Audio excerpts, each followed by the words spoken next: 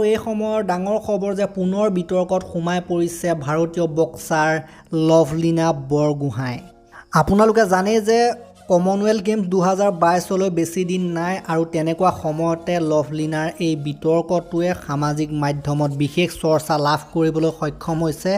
Viral হৈছে লভলিনাৰ এটা বিশেষ টুইট তেখেতে কৰিছিল, যিটো টুইটত তেখেতে উল্লেখ কৰিছে তেখেতৰ লগত হোৱা মানসিক হাৰাশাস্তিৰ কথা, মানসিকভাৱে তেখেতক হাৰাশাস্তি কৰাৰ কথা তেখেতে উল্লেখ কৰে। টুইটাৰৰ মাধ্যমেৰে তেখেতে উল্লেখ কৰে যে তেখেতৰ যিগৰাকী প্ৰশিক্ষক আছিলে শিকোৱা, সেইগৰাকীক বাৰে বাৰে চেঞ্জ কৰোৱাৰ কথা তেখেতে এই টুইটটোত উল্লেখ কৰে।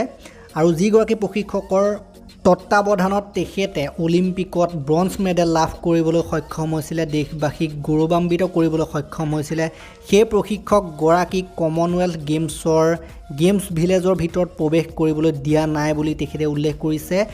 তেখেতে নিজৰ সেই পুৰণা প্ৰশিক্ষকগৰাকীৰ তত্ত্বাৱধানতেই খেলিব বিচাৰে, তেওঁৰ পৰাই প্ৰশিক্ষণ গ্ৰহণ কৰি খেলিব বিচাৰে, কিন্তু এই ক্ষেত্ৰত তেখেতক বাধা আৰোপ কৰা হৈছে। নতুন কোচ, নতুন প্ৰশিক্ষকৰ তত্ত্বাৱধানত প্ৰশিক্ষণ দিয়া হৈছে। গতিকে সেইটো বৰ্তমান সময়ত বিশেষভাৱে চৰ্চা লাভ কৰিবলৈ সক্ষম হৈছে ছ'চিয়েল মিডিয়াতে হওক বা গোটেই ভাৰতবৰ্ষত বৰ্তমান সময়ত এই বিতৰ্কটো সূত্ৰপাত হৈছে। বিভিন্ন ধৰণৰ পলিটিক্স ইয়াত জড়িত থকাৰ কথাও সন্দেহ কৰা হৈছে।